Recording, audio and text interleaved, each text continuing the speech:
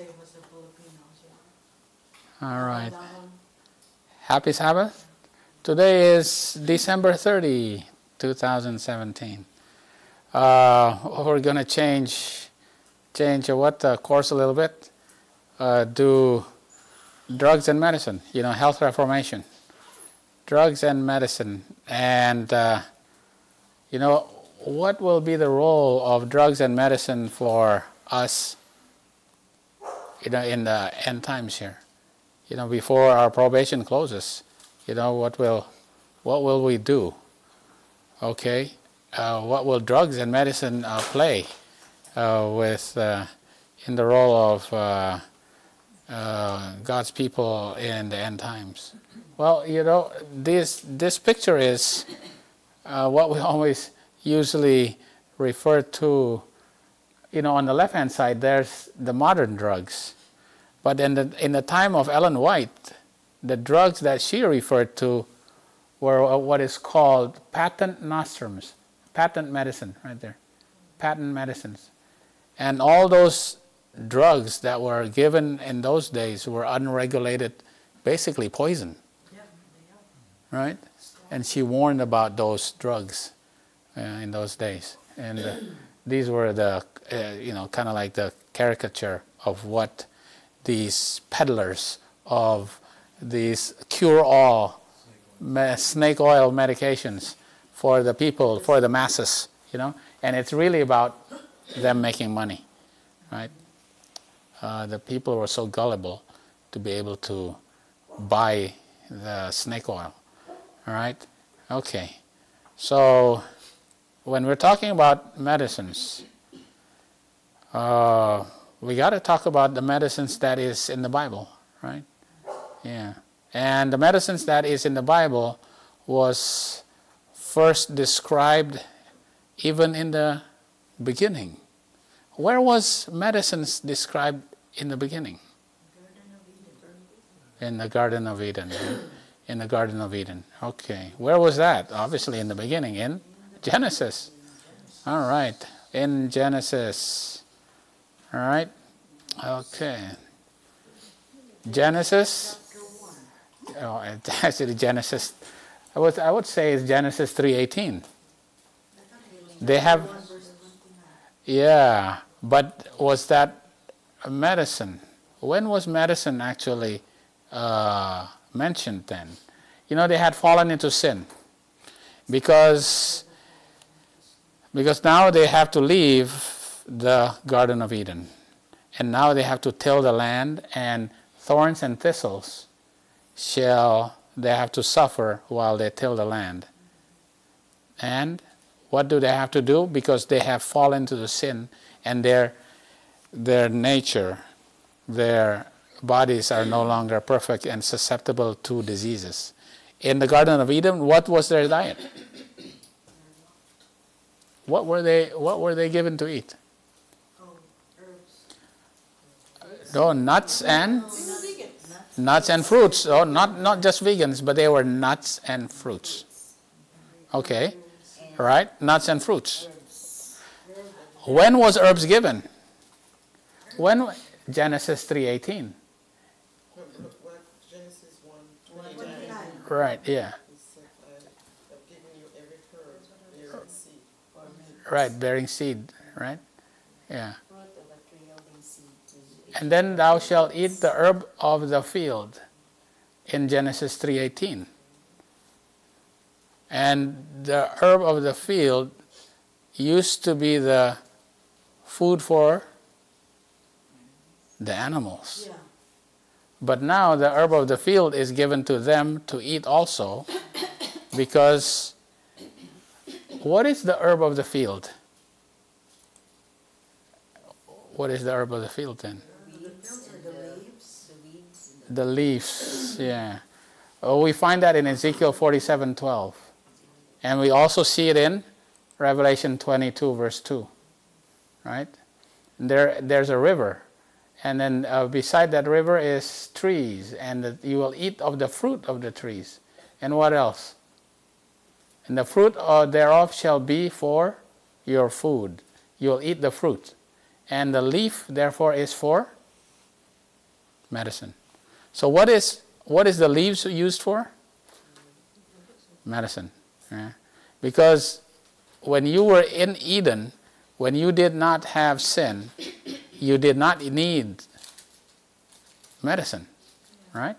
But now you are sinful, and you're going to have diseases, and you're going to have medicine. So the leaves are for medicine, right? And Revelation 22 verse 2 is the famous verse that we always use. And the tree of life, it has fruits, and it has a fruit that will bear every month. There's 12 kinds of fruits, right? Mm-hmm. Right. And the leaves of the tree were for the healing of nations. Right. Yeah. Okay. So medicines for us. Who are supposed to give medicines? Yeah, they're supposed to be given for the sick by. Well, we always think of it. At least here, it's supposed to be given by physicians, right? Okay. But in the Bible, what were the medicines used for? Right? So in Isaiah 1 verse 6, those who had wounds and bruises and putrefying sores and were not closed or bound up, they are to be mollified with ointment. So you put ointment on these wounds and putrefying sores and bruises. Poultices, right? Yeah, who else? Now here, Jeremiah 8 verse 22. The problem with God's people, it is that there is no balm of Gilead. Because the giver of the balm of Gilead is who? Is the physician. And there's no physician. Why? Because, and as a result, there's no health in God's people. So the physician is the one that gives the balm of Gilead. And we know this is the balm of Gilead is talking about the prophecy of who is the real physician. It's actually Christ. Christ is going to be the physician that's going to be giving the balm of Gilead. Now, let's see, who had to be anointed not anointed, had to be given ointment for their wounds in the story that Jesus told. Oh, well, that's in Luke here. But in Job, the story in Job, I jumped over to this story that Jesus, the parable of the Good Samaritan, right? But in Job had to suffer all kinds of boils, right? Yeah. And how did he soothe his boils? He sat down among ashes, right? The ashes ashes is kind of soothing for your boils. Okay. Yeah, what does ash have? Actually, ash has a lot of things, right? Yeah, there's going to be a lot of things that are medicinal. Yeah, there's going to be. Right, there you go. There's so many things in charcoal, right? Yeah. So we see that medicines, you can find medicines in the ashes. You can find the medicine in the leaves, right? Yeah. And the Good Samaritan gave what? Oil and wine to the person that was robbed, right? Yeah, oil and wine. Okay. Ah, yeah. We have a grape wine. I wonder if it's a fermented. It's a grape wine that I used to have. Well, you know what? Even if it's fermented, the alcohol will also have antiseptic properties. Yeah, it'll burn a little bit. Yeah. Yeah, but it'll have some antiseptic properties, right? Where I was growing up, my grandaunt, they always, in my neighbor, they kept a bottle with rum, alcohol, rum, Jamaican rum in there, and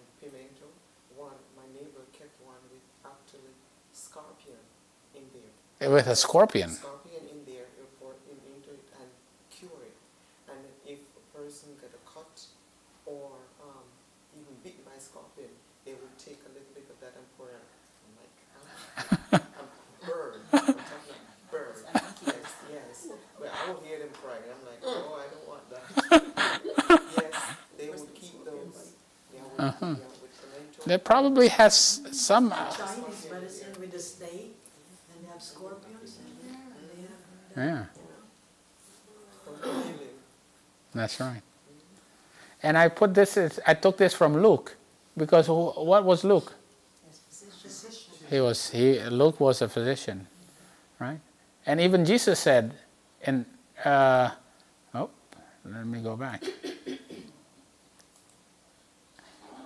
Right? Now this is Revelation 3 verse 18. What is the message to the Laodicean? The Laodicean, the church that is blind. You need eye salve. Why?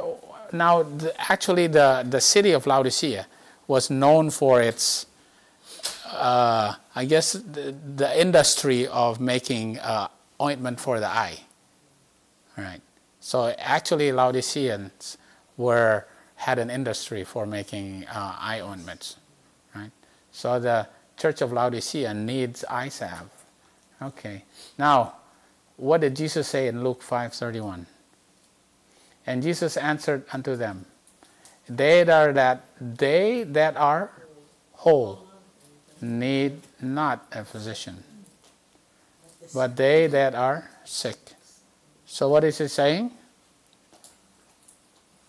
If you are whole, you don't need a physician. But if you're sick, do you need a physician? All right. Yeah. But which physician is he talking about? This one right here. The one that will give you the balm of Gilead. No physician. It's talking about Jesus. Right? Yeah. Because he will make you whole. All right. This word whole here is very important. Because when Jesus cures you, he will cure you of your physical. Right? Physical, not only your physical, but also your spiritual ailment, right? Because if you are blind, he will. Hey, he actually used the what? What did he use? He used some clay, and with spit, and he put it on the eye, and he cured the man from his blindness. Yeah, but he also had to have. Can he just cure him if he did not have faith? He had to also have faith. All right. What about the paralyzed man? The man who was paralyzed. He said, "Rise up and walk." And after that, what did he say? He said, if you can rise up and walk, what do you have to do afterwards? Go and sin no more, right? Yeah, sin no more. So he had to also cure the malady of his lack of righteousness, right? Right. God is just as willing, right, to restore the sick to health now as when the Holy Spirit spake those words through the psalmist. And Christ is the same compassionate physician now that he was during his earthly ministry. In him there is the healing balm of every disease, restoring power for every infirmity. God can cure every disease, right? And restore every infirmity. His disciples in this time are to pray for the sick as very as disciples of the old pray. So in this time, we're going to have to pray also for the sick. And it's the prayer of faith that is going to heal, right? But, all right, they shall lay hands on the sick and they shall recover. So the disciples, they were able to heal with, if they just lay hands and the people got, what, was it a miracle then? Were they able to perform miracles? Yes, they did. Right? It presents the privilege of God's children, and our faith shall lay hold on all that it embraces. Christ's servants are the channel of his working, and through them he desires to exercise his healing power. It is our work to present the sick and suffering to God in the arms of our faith. We should teach them to believe in the great healer. So we will also have to heal, right? Yeah. Okay. We will also have to heal. Because just like Jesus, he had the ability to heal every disease. So, are we going to be able to cure every disease with a miracle? That's what it says. Right.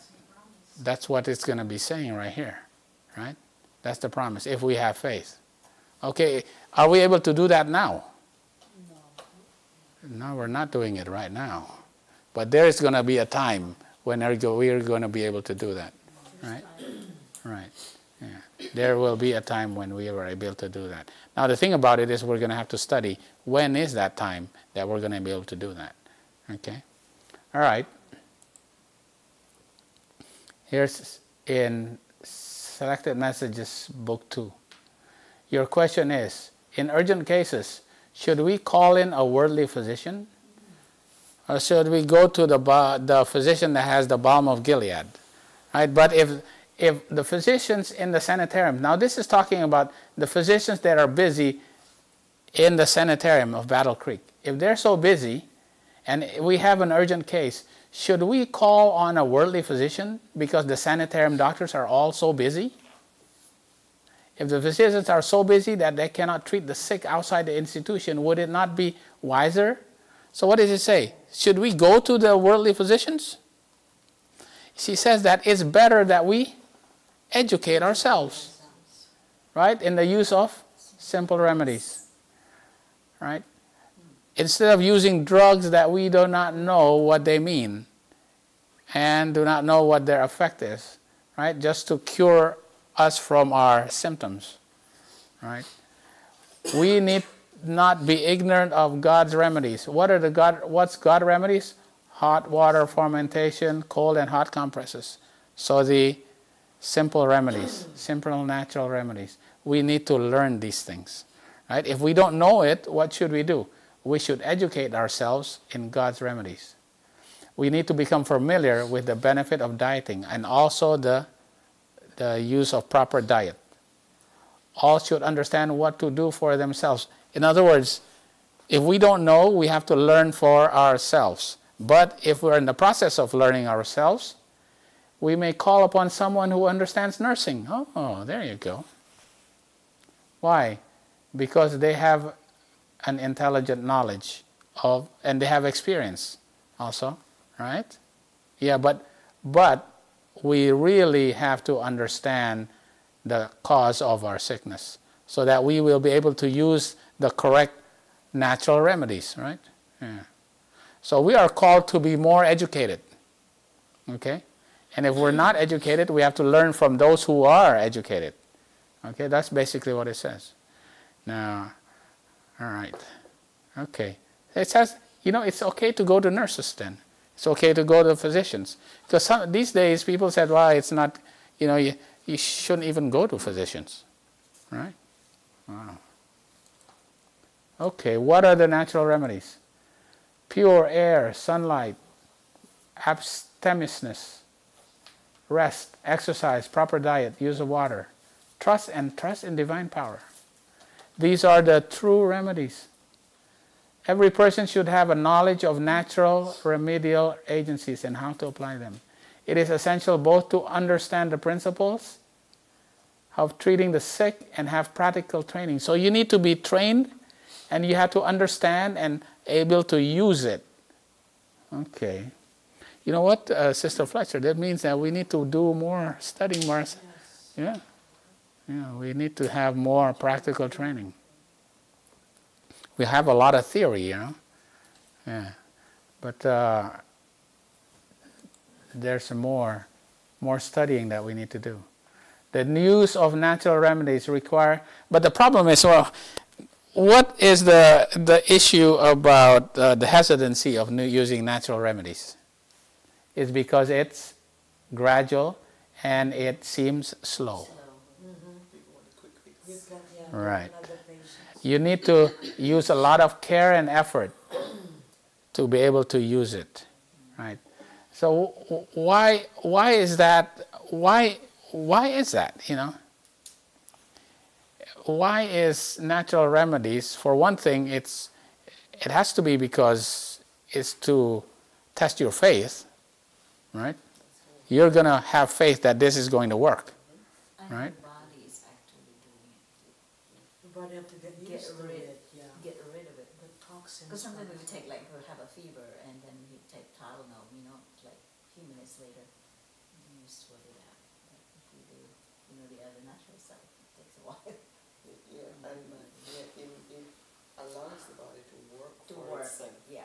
Yeah, the So- immune system to be built up. Yeah. Yeah. And the other reason is obviously is homeopathic doses. Yes. So if you're taking natural remedies, and there are some active ingredients in there, you know, if you're taking, what is it, willow bark? That actually has salicylic acid. What is salicylic acid? Aspirin. So even in the time of the Greeks, they say take willow bark. But is it a high dose of aspirin in it? No. So that's why it works slow, because it's a low dose of salicylic acid. So is salicylic acid bad then? No, not necessarily, but I mean, we're supposed to do everything in moderation. That's right, yeah. So though, because it's already in willow bark, and if we know how to use it, we can actually able to use it as a natural remedy, even though it will be gradual and slow. And the issue is that people do not want to surrender their hurtful indulgences, right? People do not want to. So if they're sick because they've eaten too much, or they drink something that they're not supposed to be drinking, or drinking something good but in excess, and now they get heartburn, or they really get sick. Yeah. The issue is that they want a fix to that, right? And they don't want to give up their what? That indulgence. So they want to get rid of the symptom. They want to get rid of that ailment that they have, but they don't want to get rid of the indulgent. They don't want to die to their flesh that wants to do those things, and it's a sacrifice, right? Yeah. Okay. Too little attention is generally given to preservation of health. But the problem is people want to treat, but they don't want to prevent. Prevention is a better treatment. It's better to prevent disease than to know how to treat it when contracted. It is the duty of every person for his own sake. It is the duty of every person for his own sake and for the sake of humanity. Wow, she's pretty emphatic about this. To inform himself. Here she goes again. It's about informing yourself. You have to be educated, right? In regard to the laws of life, and conscientiously to obey them. So you have to know the laws of life, all right? The laws of life says that if you eat too much, if you eat too much purine proteins, what are you going to get? Purine proteins is broken down to uric acid, and uric acid causes gout. So if you know that principle, you have to inform yourself about the laws of life. Gout crystals come from uric acid. Uric acid comes from the breakdown of metabolism of purine protein. That comes from animals, right? So, They don't want to stay away from the fish. yeah, they don't want it, right? All need to become acquainted with the most wonderful in all organisms, the human body. They should understand the functions of various organs and dependence of one another one upon another for the healthy action of all. They should study the influence of the mind upon the body, right? Also the relationship between the the somatic and the psychosomatic, right? Yeah. My dad ended up in the emergency room because of it. They wouldn't stay away from the fish with the blood. Couldn't walk. Yeah. And they have to know how to control their appetite so that they can control the mind, right? Because, okay. Many persons bring disease upon themselves by it's because of self-indulgence. They don't live according to the natural law or the principles of strict purity. It's the laws of health. Now there's two kinds of law. There's the moral law and the natural law. Are they both God's laws? Is disobeying a natural law sinning? Yes. It is a sin, right? Others have disregarded the laws of health in their habits of eating, drinking, dressing, and working. So even if is your job causing you to be so stressed out?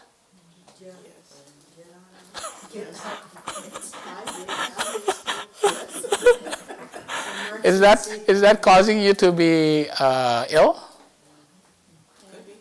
Yeah, it could be. It certainly can, especially if you have a certain type of personality, right? That can cause you to be all stressed out, right? Often some form of vice is the cause of feebleness. You can't control those darling sins, right? Should these persons gain the blessings of health? The problem is what? Even if they are cured of their, painful gout, that's for example, right? What will they do? They will continue to pursue the same course of heedless transgression of God's natural and spiritual laws.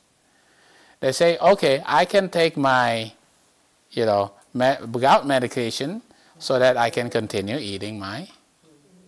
So I have looked at her and I can eat Right. all the fat. All the meat. Yeah. Well, I have insulin, so I can. Yeah, I can take insulin. My blood sugar is okay. Is your blood sugar okay? Yeah, it's okay.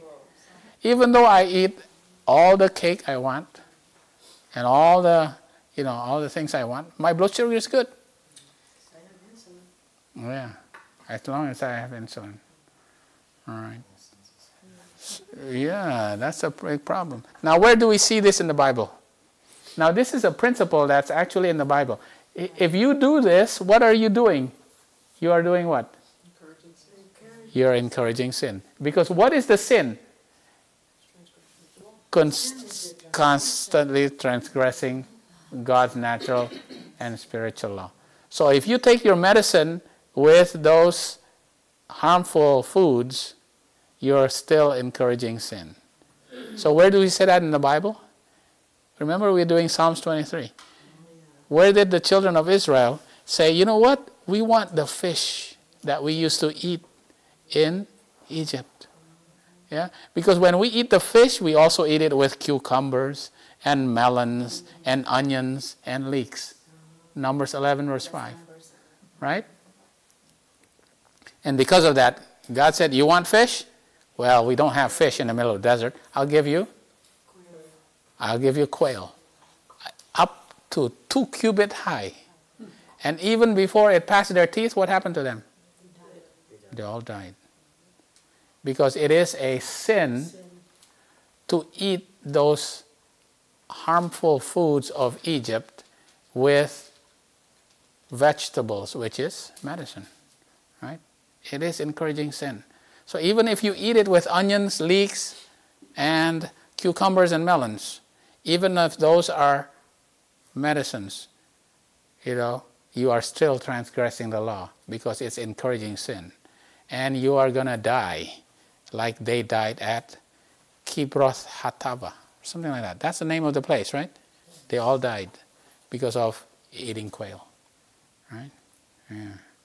Because in the beginning, they didn't die of eating quail because they were still in the process of their health reformation. But once they learned about the health reformation, That's it. Now they're responsible for it, right? Yeah. Okay. It is a labor lost. Wow. It's useless to teach people to look to God as a healer of their infirmities, unless they are taught also to lay aside unhealthful practices. In order to receive His blessing in answer to prayer, they must cease to do evil and learn to do well. Their surroundings must be sanitary and the habits of life correct. Yeah. I remember, talking with our friends, in the countries where, you may have typhoid. So if you're getting typhoid, would that also be considered a sin in your part? Is negligence in your part to have a sanitary lifestyle? All the rubbish and all the food that you eat from the street side vendors, that you're going to get sick, but you still do it. Boy, I tell you, you still get typhoid these days doing that back home. Yeah. So you have to have your habits of life also correct. You must live in harmony with the law of God, both natural and spiritual. Now, one other thing I was thinking, you have to know how to live sanitary. You have to have correct life habits. So if you were going to a country where you know that mosquitoes are endemic, right? And then you go there and you don't use the precautions that you should take, and you get dengue or you get malaria. Yeah, is it? It's your own fault. Then you have to suffer the consequences of it, because you didn't take the. You have to have your habits of life also have to be correct. You have to take the precautions as needed, right? Yeah. Okay. All right. Now, when we study about this, we study about the Revelation 21 and Revelation 22, where it's talking about sorcerers and witchcraft. Sorcerers and witchcraft in the Bible actually comes from the word, the Greek word. The Greek word of Pharmakos, right?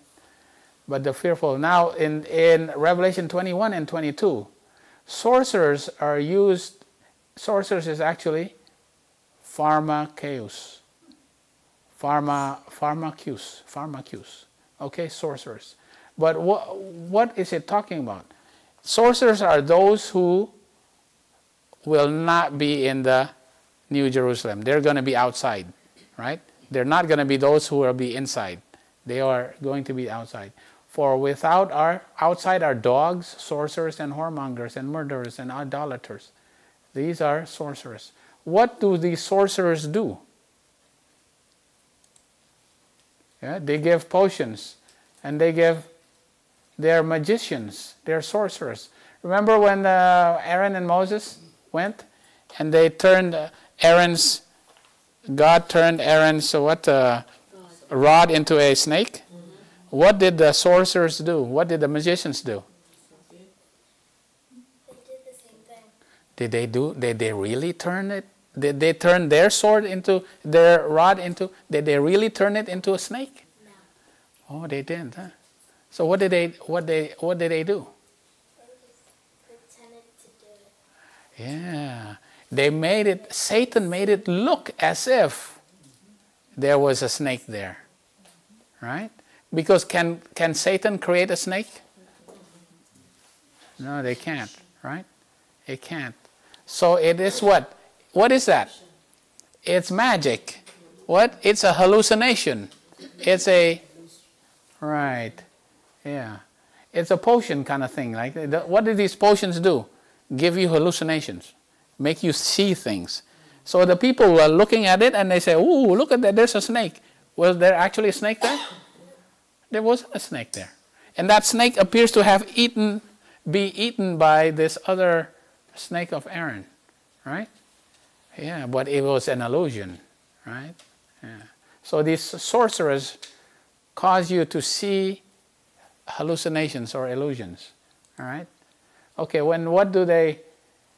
Pharmakos, the sorcerers. These are sorcerers, those who do magic, those who perform illusions. And the god of magic is this god called Isis. You know that Isis is the god of magic? Just so happens. I was like, oh, that's interesting. It is the god of magic. All right, Isis. All right. Okay. Okay, there are other verses. Revelation 18. And in Babylon, when Babylon is being punished, there's no more light of candle. There's no more the voice of the bridegroom and the bride. There's no more, for the merchants were the great men of the earth. And by thy sorceries were all nations deceived. So the sorceries are used to what? Deceive what? Nations. Who deceives nations? Babylon deceives nations, right? Right. So the sorceries are to deceive. Okay. Revelation 9. Neither repented they of their murders, nor their sorceries, nor their fornications, nor their thefts. Now there's somebody who after they were, in Revelation 9, who after they were hurt and they were stung and they were defeated by Islam, they still did not repent of their murders and their sorceries. This is Babylon. Who is this? Revelation 9. Even if they were defeated by Islam. Who's this that did not repent of their sorceries, of their false doctrine that deceived the nations? No, Revelation 9. Remember Revelation 9 and Revelation 11 is what? Islam attacking the papacy. The papacy does not repent of their sorceries. All right? Yeah. And what's the word that is used for the sorceries? It's also witchcraft. Right? And what's the word that is used? Pharmakeia. Pharmakeia is medication. That is the actual root word for pharmacy. Okay. Pharmacy is the root word. Pharmakeia is the actual root word for pharmacy. So the Pharmakeia is sorceries and witchcraft. To deceive. Okay? So would you say that the pharmacy job is to deceive us? How does the pharmacy give medications or sell us medications that deceive us?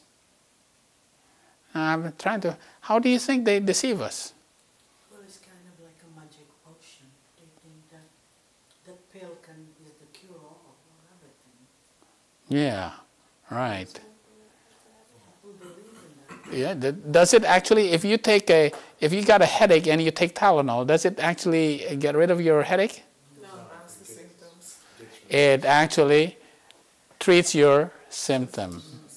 Right. Right. Now does it actually if you have a fever and it turns out that you have a certain infection and you get antibiotics, does it actually cure the infection? It does to some extent. That's right, it does cure the infection. But does it cure your bad habits that cause you to have the infection? So how is the people deceived when they take these drugs from the pharmacist? They think they are going to be cured in their whole being, right? So they may be cured in their physical ailment, but are they cured from their bad habits that cause them to get in that situation? They're not, right? So this is how people are deceived by the sorceries of Pharmakeia. All right? Okay. So now you can see it's also a false theory that you're going to be cured of your headache. Right? Okay. Here's another sorcery. Acts 8, verse 9 to 11. There's a certain man named Simon, and he used sorceries. And when he saw the disciples they were able to cure people, what did he want to do? They come and say, okay, can I give you money so you can teach me how to do these things? Why? Why did he want to buy the knowledge of how to cure people? He wants to earn a profit. Okay, so what does the sorceries of pharmacy do to the pocketbook of the pharmacist? They become rich and you become poor. Right. And you become hooked to the drugs. Right, sorcery, right? And they're bewitched with sorcery. Sorceries, in this case, is actually Mageuo. Mageuo, right? To press magic. Oh, Mageuo, magic. There you go. So what is magic? Deception. Is it deception? Oh yeah. Magic is a deception. Does it look like, you're suddenly you make the bridge disappear? Wow. Okay, Mageuo. The magician, and this is Magia, is magic, right? Right. Okay. Magic. All right. And the word of this Simon becomes a word for simony. What is simony? People who want to... It's a crime. Right. People who want to use... they want to sell the false idea of healing for profit, right? It's simony. When they want to profit from their deception. Okay, that's simony. Okay, this is from the 1828 dictionary. Okay, right. Wow. So does that mean you can directly equate a magician with a pharmacist?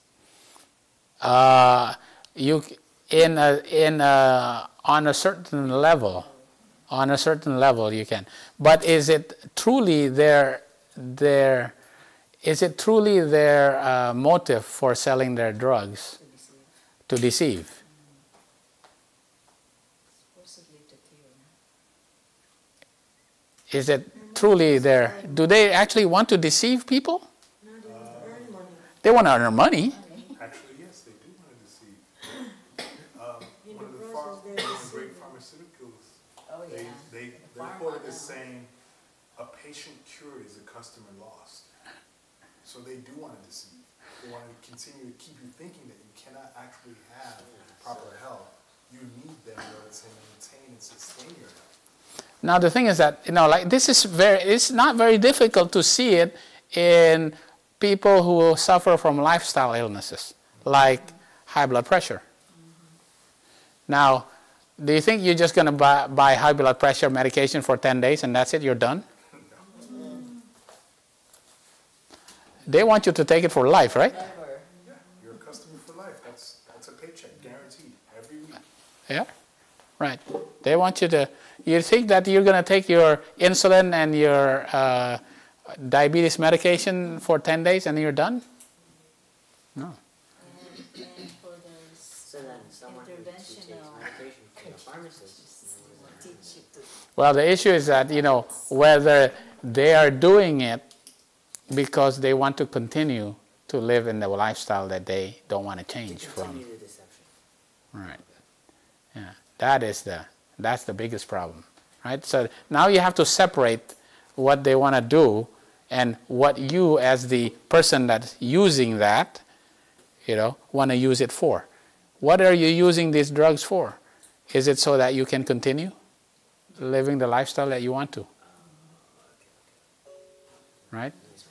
Because in a way, the pharmacy is actually enabling that. Yeah. So and if Right? if you're taking the medication, you're enabling them to enable you to continue to do it. Right, and they're making money from you. Right? But then, in some cases, you do need the pharmacist. Well, you do need the pharmacist. That's right.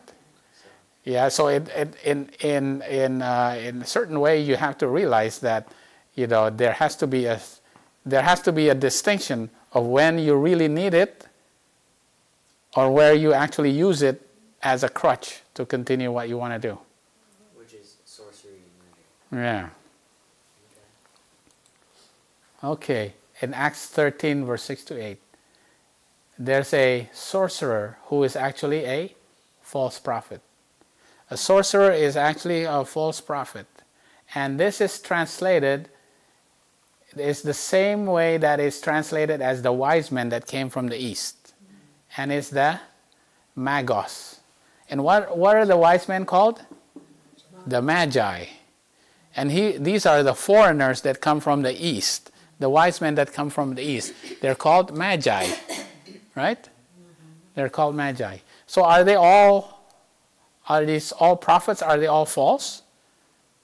Well, these guys are studying they're studying correct prophecy. Right? So they're not necessarily all false. Right? Because this is actually comes from the word magi, or sorcerer, or wise men, or an Oriental scientist. Oh, okay. Doesn't it sound like a Chinese herbalist? Oriental scientist? Right. Okay. My question is, does Ellen White actually connect the use of the word pharmakeia, or sorcery, with the deception of pharmacies to sell their drugs to people? Right? That's the question. Does Ellen White actually do that? All right. So, you know, I went into the CD-ROM and tried to look up these verses. And in this verse here, the sorceries that she's talking about is the deception of Babylon. Remember? It's the deception of Babylon. That is to drink the wine. Drink the wine of the wrath of fornication. The kings of the earth have committed fornication, and the merchants of the earth are waxed rich through the abundance of her delicacies. Oh, so their delicacies are the ones that, and the wine is the ones that deceive. Right? But this is talking about Babylon. Right? The wine of her fornication and her delicacies. We're talking about, does not specifically talk about medications. Right? Okay. Take each verse, all right? We're talking about Revelation here. For by thy sorceries were all nations deceived, right? These sorceries, they deceive. The wine of Babylon, right? Remember, Babylon and the papacy will deceive, right? Okay, but is it talking about pharmacy and drugs? There are two classes in the world, right? She's talking about two classes. Those who will enter heaven and those who don't enter heaven. Well, it's really not talking about medications, right? The sorcerers, all right. The warning of Christ comes sounding down the line. There's going to be false prophets, right? There's going to be magi's that are going to deceive many, right? These are false prophets. Is this talking about drugs then? Okay, not in this case, right? But there's this, let's see. The question, right, there are those who are going to be outside of heaven, and those who are going to be inside of heaven, all right? The sorcerers. The theories that lead to unbelief in the Word of God. And these are strange doctrines and theories and false theories and errors, all right? She's talking about false theories and errors. Okay, that's sorcery also. That's magic. That's pharmakeia. Okay, but is she actually connecting this with medications? Right? Okay. All right. This is the quotation from Darkness Before Dawn. right? As the crowning act in the great drama of deception, Satan himself will impersonate Christ. Okay. The church has long professed to look at the Savior's advent as the consummation of her hopes. Now the great deceiver will make it appear that Christ has come, right, in different parts of the earth. Now this is what we've been studying in Sabbath school, right? Satan will manifest himself among men as a majestic being of dazzling brightness, resembling the description of the Son of God. Okay? And what will he do? His voice is soft, subdued, yet full of melody. In gentle, compassionate tones, he presents some of the same gracious heavenly truths which the Savior uttered. He heals the diseases of the people. So Satan will impersonate Christ and heal the diseases. Okay, here we go. It is actually sorcery. Just like Simon Magus used sorcery, and he wanted to sell the sorcery to make money. Okay? So here in this quotation, Ellen White actually connects false healings. Because how does Satan heal? Through sorcery. Does he actually heal a person? No, he causes them to be sick. And then he removes his hand, so that way they will look as if they become healed, right? So it's a deception that they're healed, right? Okay. So in that case, this is one quotation here that she actually connects the sorcery with false healing, all right? So we can see that there's false healings that are done. Now, what about spiritualism and communicating with evil spirits? And these are done by spiritualistic mediums and clairvoyants and fortune tellers of today. Do you see these palm readers? You go to the strip malls and there's a bunch of palm readers there, right? They want to read your fortune. They're just like the witch of Endor and at Ephesus. What do? Do they deceive you? How do they deceive you? By making it as if you're going to be able to see your beloved, the dearly beloved departed, right? And you can talk to them. And they're going to, you see that in Hollywood movies. And they actually believe in these things, right? Yeah. And it is used to what? Satan uses this to deceive and to destroy. Did it deceive and destroy Saul? Yeah, it deceived, right? And did Saul actually see Eli? No. Was it a hallucination? It was certainly a deception, right? Yeah. Okay. What about Ellen White? At her time, she was accused of what? When she was seeing visions, she held up the Bible, right? They put a candle or a candle in front of her face, and the candle didn't move. And they put a glass in front of her face, and there's no vapor on it. Yeah? And what did the people accuse her when she was taken off in her vision? She was accused of, said the editor of the Advent Herald has said that my visions were known to be the result of mesmeric operations. What is mesmerism? Have you heard of mesmerism? Yeah, Mesmer from the guy. Yeah. Dr. Mesmer. Right. What did he do? He causes. It's hypnotism. Yeah. It's basically hypnotism. He can control this field abnormal magnetism. Right? Everybody has a animal magnetism around them, and this can be controlled through mesmerism or hypnotism. Right? Okay. So Ellen White was accused of mesmerism. Right? Okay. So what is mesmerism? Now, Acts of Apostles. Mesmerism is actually also, hypnotism is actually also sorcery. Right? It is fondly supposed that heathen superstitions have disappeared before the civilization of 20th century. But the Word of God and the stern testimony of facts declare that sorcery is practiced in this age. How is it practiced? It is modern spiritualism. It is through mesmerism.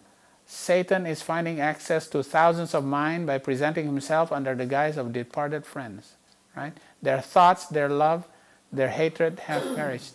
The dead do not hold communion with the dead do not hold communion with the living. But through this early cunning, Satan employs this device to what? To gain control of minds. So through hypnotism and mesmerism, this is sorcery. It is how Satan will control the mind. Okay, what does this have anything to do with drugs or medications? Anesthesia. It is actually used for anesthesia. Before they had anesthesia to get a person to go under, to be able to be, to go under surgery, they actually hypnotized the people. And they said, okay, you will not feel me as I do surgery on you. You will fall asleep, right? Okay, how would you say that may be difficult in somebody who's really sick? Now, do you think, can you actually hypnotize a person who doesn't want to be hypnotized? No. What about a person who's sick with like appendicitis, who's in writhing pain?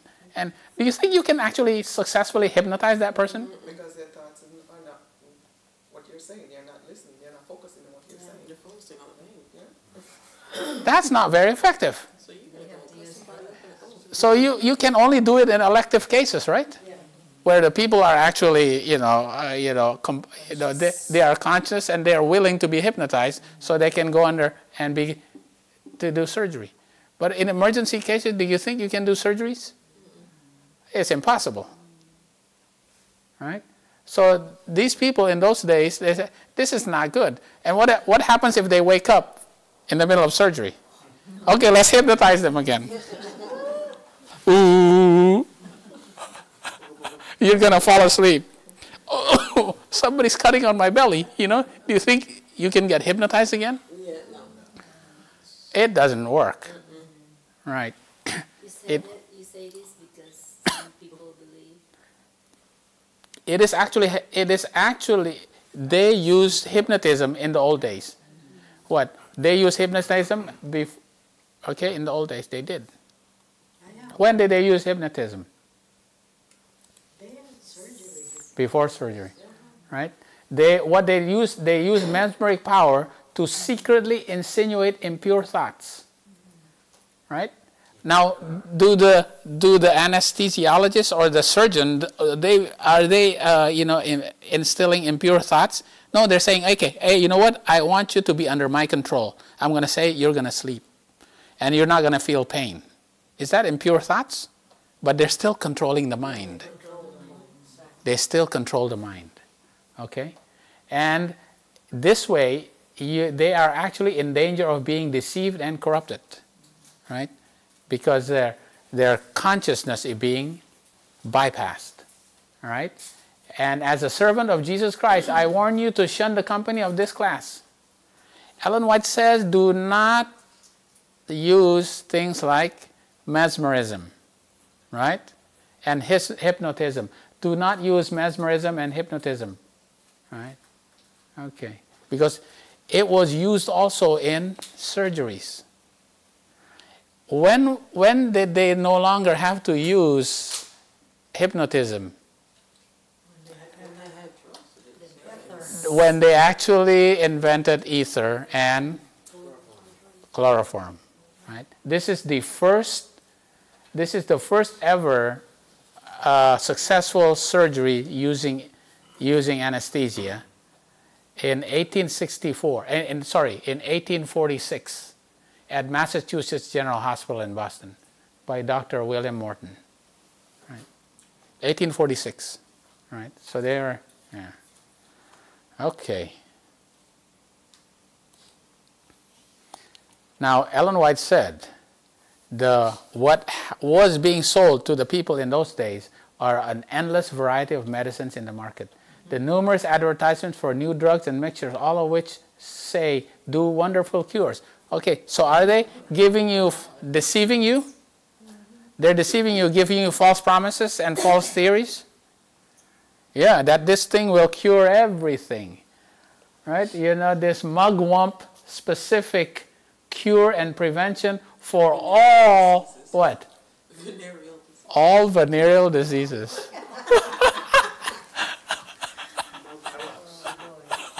Oh my goodness. As they do wonderful cure, kill hundreds where they benefit one. Those who are sick are not patient. They will take the various medicines, some of which are very powerful, although they know nothing of the nature of the mixtures. All the medicines they take only make their recovery more hopeless, yet they keep dosing and continue to grow weaker until they die. Some will have medicines at all events. Then let them take these hurtful medicines and various deadly poisons, hurtful mixtures, and deadly poisons upon their own responsibilities. God's servants should not administer medicines which they know will leave behind injurious effects upon the system. Now she's talking about these medicines here that were given as snake oil in those days. She was specifically talking about these, right? Every poisonous preparation in the vegetable and mineral kingdom, even though it's actually used from medicines, it's actually used from, a leaf. What is the leaf for? The healing of nations. So these medicines are actually from leaves, and it's from the mineral kingdoms. It's actually it's from the earth. They're using active ingredients and purifying it and making medications in, doses. They're tremendous doses. That's actually going to kill people more than they actually cure, right? And their disease propensities will be inherited, transmitted to their children.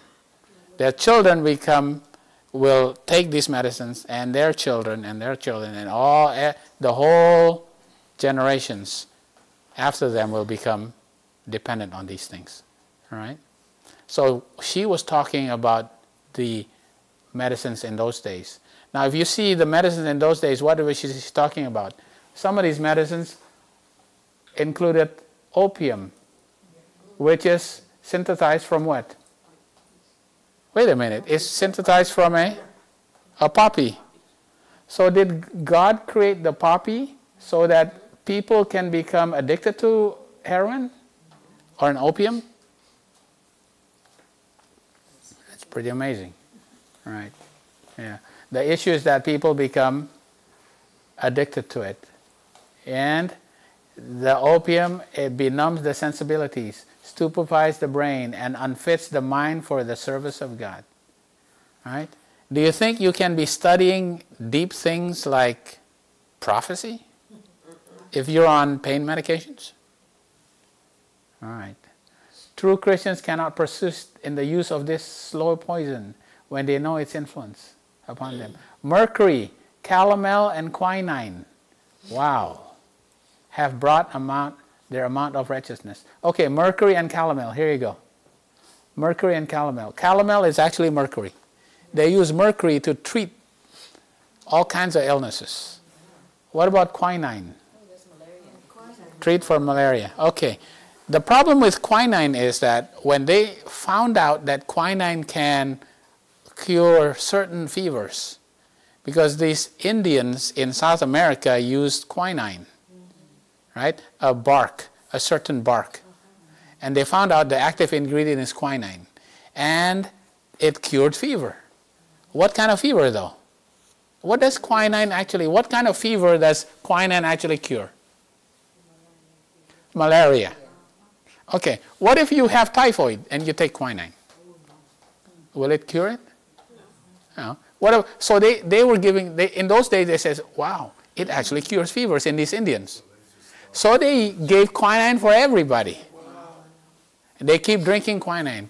And what's the side effect of quinine? Arrhythmias. People actually, and I think it's blindness. And all kinds of side effects. They actually go into arrhythmias and they can have heart attacks.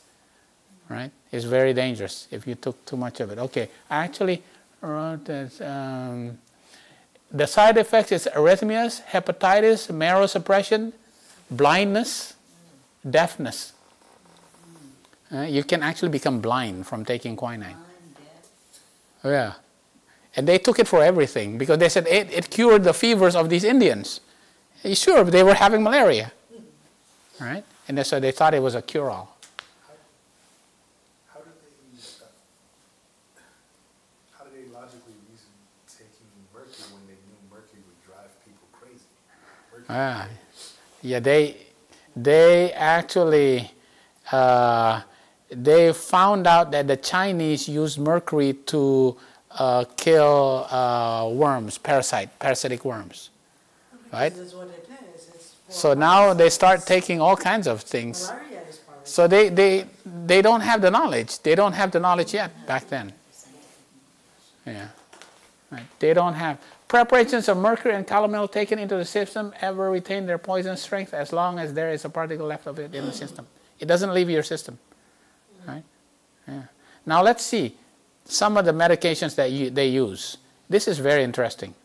I took this from the internet because there is a whole slew of this, what is called patent medicine. Right, patent medicine, they called it patent medicine not because it was patented, but it was actually used by the rich people who just wanted to, they had the money to take this, and they called it patent medicine for some reason, right? It will cure everything, right? Look at this, Hamlin's Wizard Oil will cure your rheumatism. And look at all these things that will cure. Neuralgia, headache, all kinds of things, all right? What about if you have a toothache?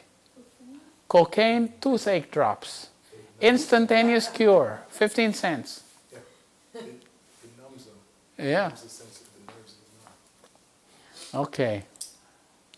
What if you're pale?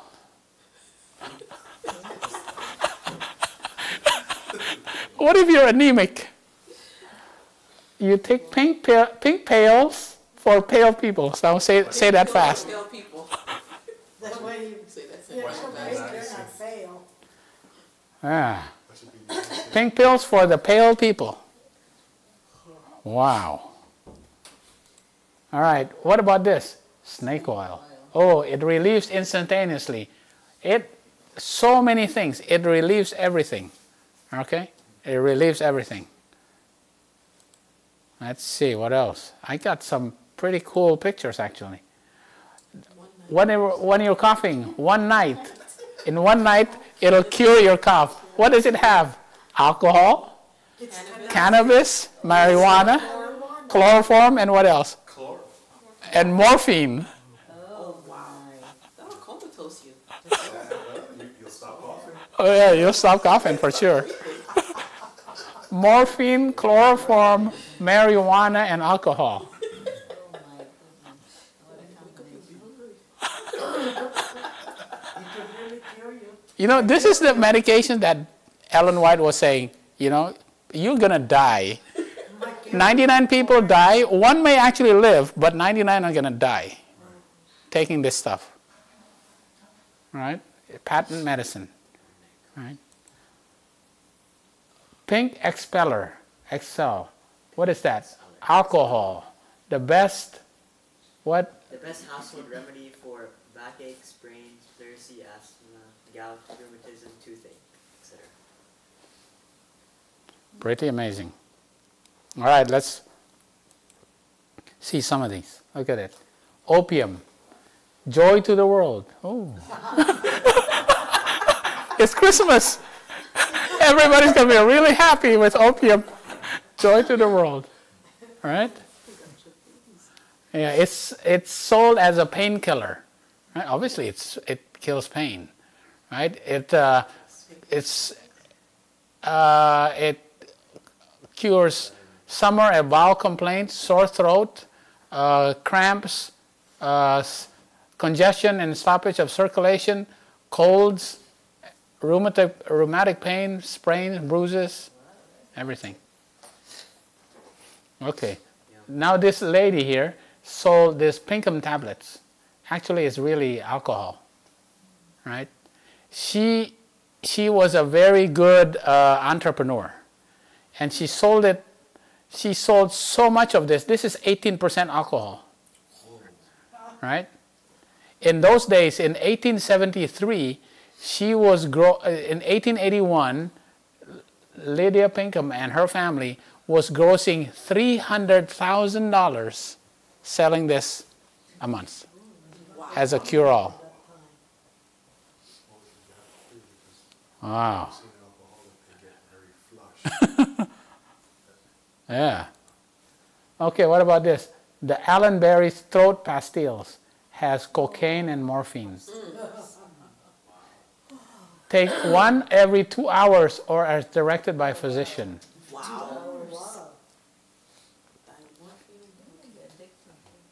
Yeah. It costs like 50 cents a box. Yeah, well, in those days, that's they make a lot of money. The people become rich who sell this. All right? Okay. What about this? Marijuana. What is that? For consumption, anemia, dyspepsia, scrofula. It cures TB. Cannabis? You know, consumption is tuberculosis. Scrofula is tuberculosis of the lymph glands. You got big lymph glands from TB. Yeah? What else? For the nervous person. Oh, yeah, there you go. If you're nervous, smoke. Have some of this. Marijuana. Weak. Children and convalescents. Oh, my. Yeah. Look at this one is really pretty pure. You're taking bovine. If you're really, pale, what do? You drink blood.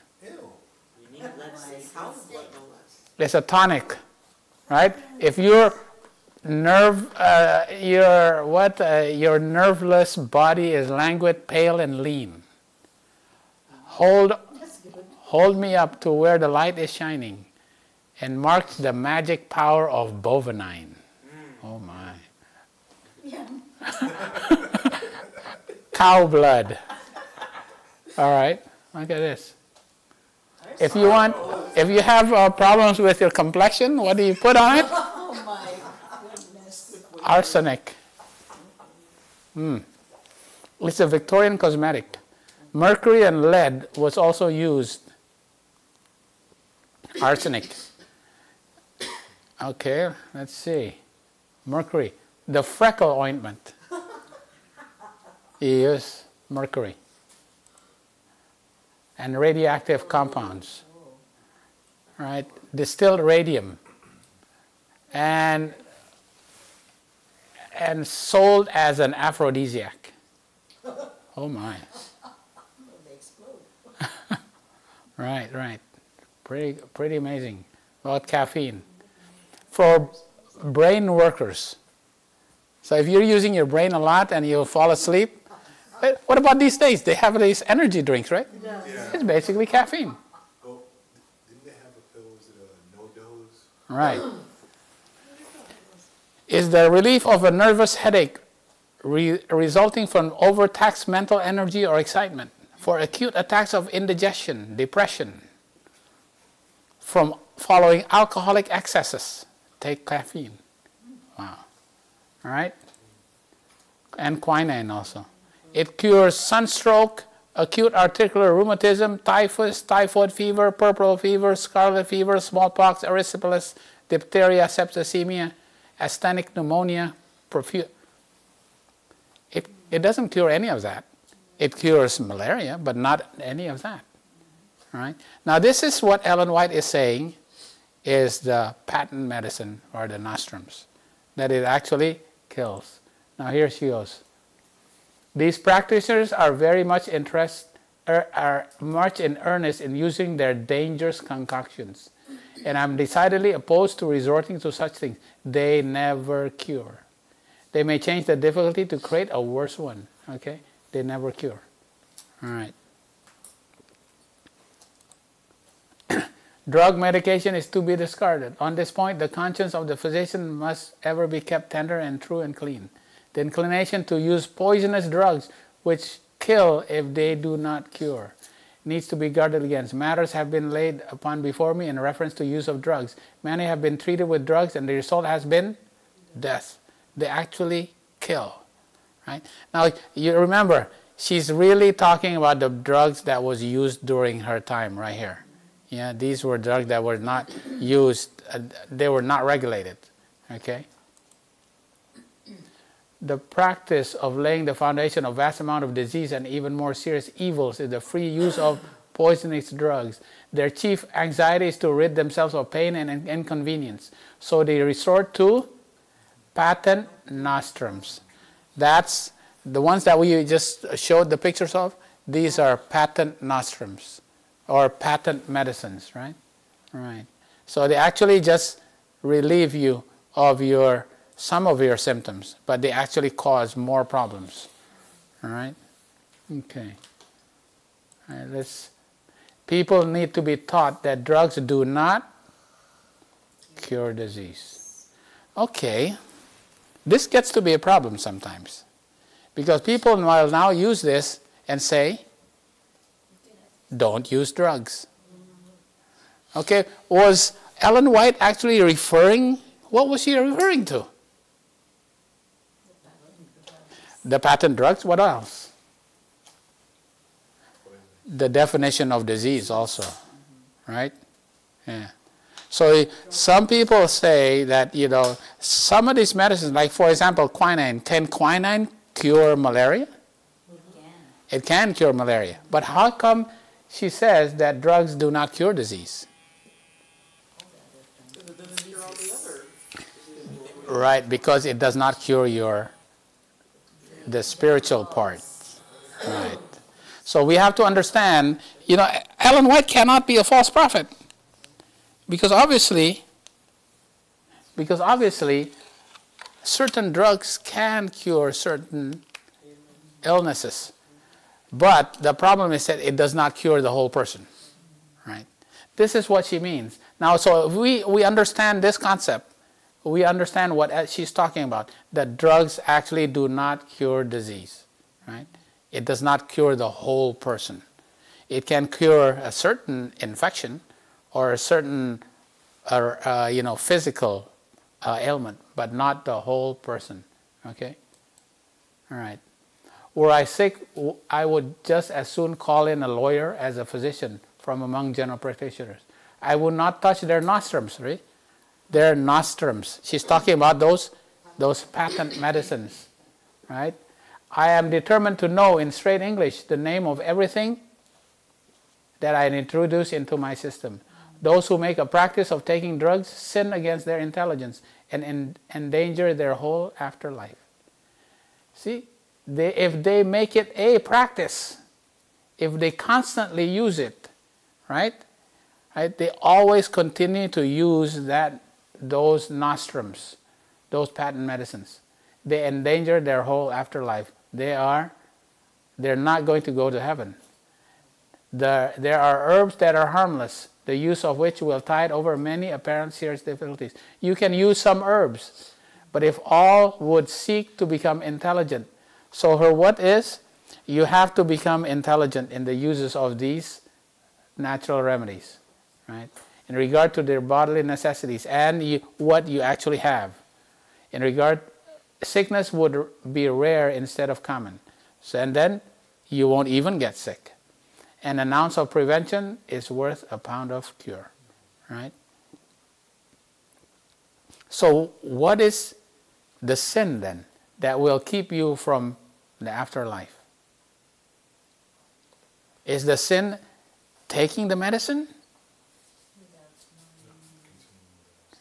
It is the practice of continuing taking this medicine, right? Without becoming intelligent of its dangers, right? This is, after reading this, then you have to really know, because there are certain medications that can cure certain ailments, but it does not cure the whole person. And it does not, And these medications sometimes will cause you to become addicted to it. It will cause you to become, to use this as an excuse for you not to change your lifestyle, right? And you make it a practice to keep using it. This is what she means, that it will endanger your afterlife, all right? Okay, yeah, I think I'll stop right here. There's still more to this because we're going to go a little more into, you know, the medications that, well, Jesus, how Jesus cured, you know, and the medications that are being used right now. So we'll continue this next time. This is a part of a study that we did a couple of weeks ago, and we're repeating it here in the English version, just so, yeah, because I uploaded this in the Indonesian version last night, not realizing that I should have done this in English. All right? Okay. So we'll continue next week. And that is a more sure word of prophecy. Okay.